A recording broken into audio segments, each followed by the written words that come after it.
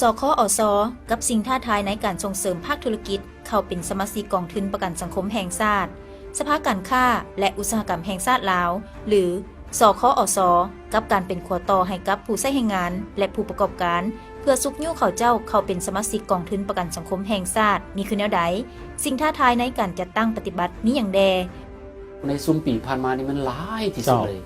เกือบว่าพวกเขาหนักที่สุดตัวนี้นะหนักที่สุดบางอันจนว่านำเพิ่นบ่ทันก็มีรายการทุกทิศทางจะพาทานค้นหาคำตอบตอนสคอสกับสิ่งท้าทายในการส่งเสริมภาคธุรกิจเข้าเป็นสมาชิกกองทุนประกันสังคมแห่งชาติสวัสดีท่านผู้ชมยินดีต้อนรับเข้าสู่รายการทุกทิศทางมิติใหม่เจาะประเด็นทันเหตุการณ์ฮู้ก่อนภัยท่านผู้ชมการจัดตั้งปฏิบัติเวียกงานประกันสังคมบ่เพียงแต่เป็นเวียกงานของผู้ออกแรงงานและภาครัฐเท่านั้นแต่ว่าภาคของผู้ใช้แรงงานก็ถือว่ามีบทบาทสำคัญที่สุดและมื้อนี้รายการเฮาก็ได้รับเกียรติจากต่างหน้าผู้ใช้แรงงานซึ่งเพิ่นมาจากสภาการค้าและอุตสาหกรรมแห่งชาติลาวมาร่วมโอ้ล้มสนทนานํกันในรายการแขกรับเชิญของเฮามื้อนี้แม่นท่านวันทองสิทธิกุลเพิ่นเป็นรองประธานสภาการค้าและอุตสาหกรรมแห่งชาติลาวสบายดีท่านเจ้าก่อนที่เฮาสิเข้ารายละเอียดเกี่ยวกับเรื่องของประกันสังคมต่างๆนี่เฮาอยากขอให้ได้โอ้ล้มเกี่ยวกับความเป็นมาภาระบทบาทของสภาการค้าและอุตสาหกรรมแห่งชาติลาวสภาการค้าและอุตสาหกรรมแห่งชาติลาวนี่ถูกสร้างตั้งขึ้นมาตั้งแต่ปี1989เจ้าจนมาฮอดปัจจุบันนี้ยังอีกบ่ทันพอเท่าใดเดือนนี้ก็สิมันครบรอบ30ปีแล้วเจ้านี่ก็ถือว่าเป็นใบหน้าใหม่ของสภาการค้าก็คือภาคธุรกิจพวกเฮาสภาการค้านี่ก็เว้าย่อสนะต่อไปสภาการค้านี้แม่นองค์การจัดตั้งทางสังคมขั้นสูงของภาคธุรกิจในทั่วสปปลาวของนี้ทั้งหมดทั้งมวลนั่นก็เป็นเพื่อเฮ็ดให้การดำเนินกิจการต่างๆของภาคธุรกิจนี่เดินแม่นแล่นสะดวกเนาะแม่นแหละและอีกจุดหนึ่งสภาการค้านี้แม่นว่าถูกสร้างตั้งขึ้นโดยรัฐบาลเป็นรัฐบาลเป็นผู้สร้างขึ้นพวกเขาเคลื่อนไหวภายใต้ดำรัสของท่านนายกรัฐมนตรีมีการเคลื่อนไหวโดยอิงตามดำรัสตัวนี้ปัจจุบันนี้สมาชิกเขามีหลายปานใดแล้วจ้ะสมาชิกในทั่วประเทศปัจจุบันนี้ถือว่ามีประมาณ 4,800 เจ้าอยู่ทั้งสภาการค้าขั้นศูนย์กลางแดกับใน17แขวงรวมกัน 4,800 แต่ว่าระบบบริหารเขานี่มีสภาสคอสเนาะที่เมื่อกี้ได้เสนอไปแล้วมันสิมีคันแขวงเนาะเจ้าคันแขวงก็มี17แขวงนี่ก็มีถือว่าได้ถึงสร้างตั้งขึ้นหมดแล้วเจ้าแต่ว่าใน 4,000 กว่าหัวหน่วยนี้แม่นอนอยู่ในบรรดาหัวหน่วยธุรกิจทั่วประเทศที่ผ่านการสำรวจอย่างเป็นทางการขององค์การไอโลหรือว่าองค์การแรงงานสากลและกระทรวงอุตสาหกรรมการค้ามีประมาณ100,000 กว่าหัวหน่วยเป็นสมาชิกพวกเขามีแต่ 4,000 กว่าเพราะฉะนั้นก็ถือว่าก็ยังอีกหลายอยู่ที่เขาจะปลุกระดมให้เขาเป็นสมาชิกพวกเขาอยากให้ยกถึงหน้าเวียกบางตัวอย่างเนาะหรือว่าบางการเคลื่อนไหวของสภาการค้าและอุตสาหกรรมแห่งชาตินี่นะเป็นต้นว่าเขามีการเฮ็ดเวียกกับสมาคมบ่หรือว่าเขามีกิจกรรมประเภทใดที่ส่งเสริมภาคธุรกิจคือแนวใดบ่ครับเจ้าคิดว่าเกี่ยวกับภาระหน้าที่สิทธิหน้าที่ในการเคลื่อนไหวมันมีหลายแต่ว่าก็ทานถามมื้อนี้ก็ถึงแล้วอยากขอเอายกเอาตัวอย่างเด่นๆเพราะเวลาเฮาก็มีจำกัดเช่นว่าการเคลื่อนไหวหลักๆของสภาการค้านี่อันที่1ที่นำพาภาคธุรกิจนี้ให้เคลื่อนไหวถูกต้องตามแนวทางของพรรคและนอกจากนั้นก็บรรดาระเบียบกฎหมายของรัฐที่ประกาศใช้ในแต่ละระยะนี้แม้พวกเราถนัดนำพาภาคธุรกิจต้องเอาใจใส่ปฏิบัติอันนี้อันที่1อันที่2นี่ก็มันมีหน้าที่ปลุกระดมคนขวยจัดตั้งเต้าโฮมบรรดาหัวหน่วยธุรกิจเพื่อช่วยเหลือซึ่งกันและกันรับประกันการเคลื่อนไหวนี้ให้มีประสิทธิผลสูงและให้ถูกต้องตามระเบียบกฎหมายอันนี้ก็เป็นสำคัญต่อมานี้ก็เป็นข้อสำคัญที่1นี้เป็นขั้วต่อในการประสานงานระหว่างบรรดาหัวหน่วยธุรกิจทั้งหมดในทั่วประเทศนี่แหละกับองค์การจัดตั้งของรัฐที่เกี่ยวข้องเพื่อปรึกษาหารือเกี่ยวกับปัญหาต่างๆที่มันยุ่งเหยิงที่ต้องแก้สำหรับภาคธุรกิจอันนี้ก็สำคัญคือกันอันนี้นี่ขออนุญาตหน่อยนึงมันสะท้อนออกมาให้เห็นอยู่เป็นเวทีลักษณะคือเวทีธุรกิจลาวBusiness Forum นี่มันถือว่าเป็น1ตัวอย่างบ่ตัวอย่างของกองประชุมธุรกิจลาวนี่มันนอนอยู่ในข้อ3ที่ข้าพเจ้ากล่าวไปเมื่อกี้นี่แหละกลไกตัวนี้แม่นว่าเฮาได้ดำเนินมาประมาณ12ปีแล้ว12ปีนี่หมายความว่าทุกปีเฮาจะได้มีการจัดกองประชุมปรึกษาหารือระหว่างภาครัฐและภาคธุรกิจโดยที่ว่าสภาการค้านี่ในนามเป็นผู้ต่างหน้านี้ได้เต้าโฮมเฮียบโฮม ก็บกำเอาปัญหาข้อยุ่งยากแล้วก็ข้อเสนอต่างๆทั้งหมดที่ภาคธุรกิจเผชิญอยู่สะสมไว้แล้ว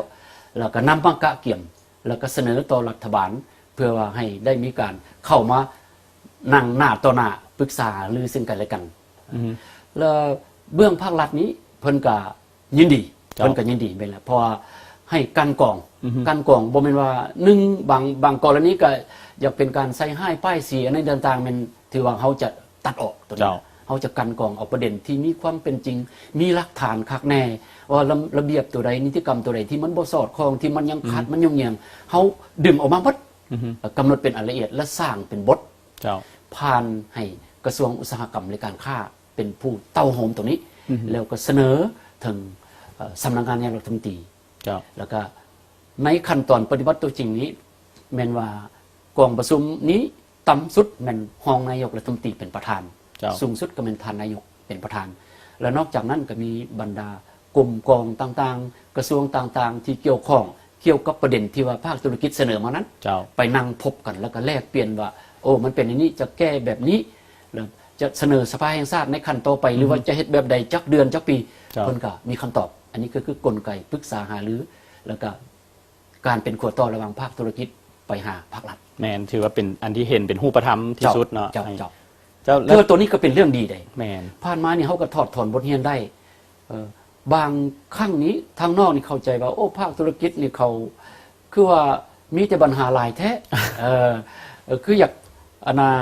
ตั้งปัญหาแต่ภาครัฐนี่ตลอดแต่บัดเวลาเขายกขึ้นมาแล้วมันมีความจริงเวลาเข้าเลิกแท้ๆเบิ่งมาตราเอกสารนิติกรรมต่างๆมันมีความจริงที่จะต้องได้ปรับปรุงแก้ไขอันนี้กันมันได้ผลและการเคลื่อนไหวในลักษณะเดียวกันนี้อยู่ในท้องถิ่นเดี๋ยวเขาก็มีเคลื่อนไหวบ่อยโอ้อยู่ในทางท้องถิ่นตัวอย่างครับเจ้าได้ว่าไปเบื้องต้นนี้สภาการค้าคันแขวงนี้หรือว่าสคอขอเนาะขอเป็นแขวงสภาการค้าคันแขวงนี่ถือว่ามาฮอดปัจจุบันถูกสร้างตั้งมัด18แขวง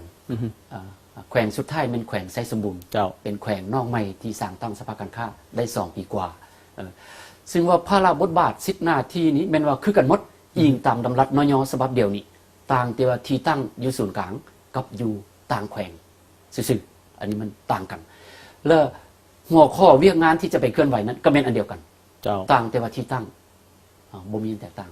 แล้วบัดนี้เบื้องอยู่ท้องถิ่นนี้ผู้สูงสุดในการจะมานั่งพบปะเจรจาแลกเปลี่ยนแก้ไขปัญหากับภาคธุรกิจนี้ก็คือภาคสภาการค้าของแขวงนี้ก็เป็นเจ้าแขวงหรือห้องเจ้าแขวงต้องเป็นระดับนี้อันนี้ก็เป็นพวกเขาก็มีการดำเนินคือกันกับอยู่ส่วนกลางเจ้าไอ้ท่านเขากลับเข้าสู่เรื่องของสิทธิภาระหน้าที่ของทางสคอสตแล้ววังกี้นี่เขาก็ได้ว่าไป2-3ข้อก็ยังมีอีกหลายข้อครับเจ้าอยากเสริมเติมขึ้นในนี้การเคลื่อนไหวอันต่อมานี้เคียงคู่กับการพบปะโดยกงกับภาครัฐแล้วแล้วนอกจากนี้ในเวลาที่ภาครัฐนี่สร้างนิติกรรมอันใหม่กฎหมายอันใหม่หรือปรับปรุงกฎหมายใหม่นิติกรรมกฎหมายต่างๆนี้โดยเฉพาะที่มันเกี่ยวกับโครงข่ายเศรษฐกิจ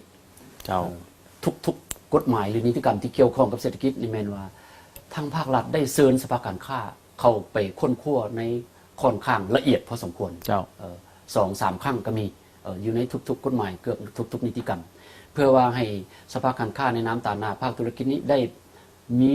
ความสามารถในการกอบคำคิดคำเห็นลงในว่าตัวนั้นที่ได้ระบุไปแล้วเขียนไปแล้วมันกระทบอย่างมันยุ่งอย่างมันยากอย่างมันสะดวกบ่สำหรับพวกเราหรืออื่นๆอันนี้ถือว่าพวกเขาก็ได้ประกอบส่วนอย่างต่างหน้าที่ผ่านมานี่เวียกนี่เป็นเวียกที่ได้เฮ็ดหลายกว่าหมู่เฮ็ดหลายกว่าหมู่แล้วพนักงานเฮาเกือบบ่ได้ไปประกอบส่วนปรึกษาหารือค้นคว้าด้านกฎหมายนิติกรรมกับภาครัฐนี่เกือบบ่เพียงพอพนักงานของสคอเฮาเนาะบัดนี้หน้าที่อันต่อมานี้ก็จุดนี้ก็เป็นเวียกที่สำคัญก็คือว่าเวียกแรงงาน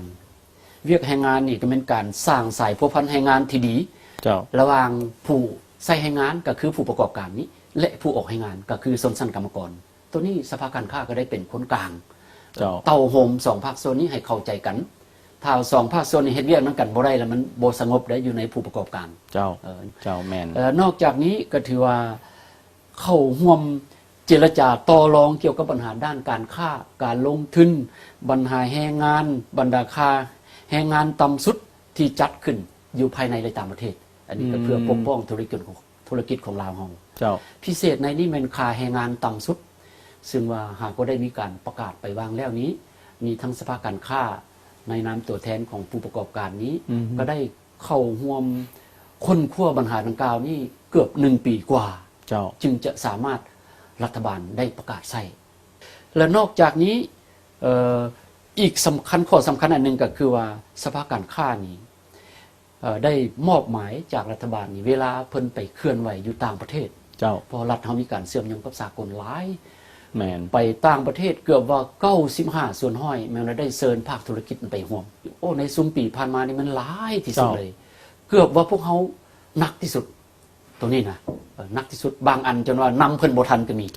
เพราะฉะนั้นเฮาเข้าใจว่าเวียกอาเซียนนี่ 100% ประเทศอาเซียนทุกครั้งที่มีกองประชุมและได้รับการระดับสูงสุดสภาการค้าต้องได้เข้าร่วมนอกจากนั้นก็เป็นประเทศอาเซียนบวก3บวก6นี่ถือว่าพวกเขาก็ได้เข้าร่วมจากบุคคลทั้งภายในและต่างประเทศที่มีความสนใจอยากสนับสนุนสภาการค้าภายใต้กรอบที่รัฐบาลอนุญาตเพราะฉะนั้นข้อนี้เป็นข้อสำคัญบนแรงไล่ครับที่ให้สภาการค้าอยู่รอดในนี้ครับเจ้าอยากขยายบนว่าเศรษฐกิจขนาดน้อยในขนาดกลางนี้ในมติของพรรคเฮากองประชุมใหญ่ของพรรคครั้งที่9หรือครั้งที่10เพิ่นได้ระบุไว้ทั้ง2กองประชุมใหญ่นี้ว่าต้องเอาใจใส่พัฒนาธุรกิจขนาดน้อยขนาดกลางอยู่สปปลาวนี้ให้เติบใหญ่ขยายตัวอันนี้แม่นว่าสภาการค้าพวกเฮาได้ปฏิบัติตามทิศทางตัวนี้อย่างเต็มเปี่ยมบรรดาองค์กรต่างประเทศเหล่านี้ก็ได้ประสานงานร่วมงานกับพวกเขาก็มีแต่ได้กับได้แหละพวกมันกับเจ้านะขอความช่วยเหลือสนับสนุนแลกเปลี่ยนถอดถอนบทเรียนต่างๆที่จะปนพนีให้แก่พวกเขาโดยเฉพาะก็เป็นในการเพิ่มทวีการสร้างหัวหน่วยธุรกิจขนาดน้อยและขนาดกลางและนอกจากนี้บรรดาภาคส่วนธุรกิจที่ขึ้นกับสภาการค้าซีนำคุ้มครองนี่พวกเขาก็ยังมี9กลุ่มธุรกิจและ21สมาคมธุรกิจอันนี้ก็ถือว่าเป็นภาคส่วนหนึ่งที่ขาดบ่ได้ที่พวกเขาได้ปลุกระดมคนควยสร้างตั้งกลุ่มและสมาคมธุรกิจเหล่านี้ขึ้นมาให้มาอยู่ใต้การคุ้มครองของเขาให้เป็นเครื่องมืออันแหลมคมของพวกเขาในการนำพาภาคธุรกิจทั้งหมดในทั่วประเทศนี้เพื่อว่าให้เป็นแขนครัวให้แก่รัฐบาลในการเฮ็ดเวียกพัฒนาเศรษฐกิจสังคมของภายในประเทศก็คือการเชื่อมโยงด้านเศรษฐกิจกับต่างประเทศเจ้าท่านผู้ชมถือว่าเฮาก็ได้รับฟังการโอ้ล้มของเพิ่นเกี่ยวกับการเคลื่อนไหวความเป็นมารวมถึงกิจกรรมต่างๆของทางสภาการค้าและอุตสาหกรรมแห่งชาติลาวแต่ว่าในระยะต่อไปเฮายังสิมาโอ้ล้มเกี่ยวกับภาระบทบาทของสภาการค้าและอุตสาหกรรมแห่งชาติลาวในการจัดตั้งปฏิบัตินโยบายเรื่องประกันสังคมรายละเอียดเป็นเอาใดเฮาติดตามนํกันในระยะหน้า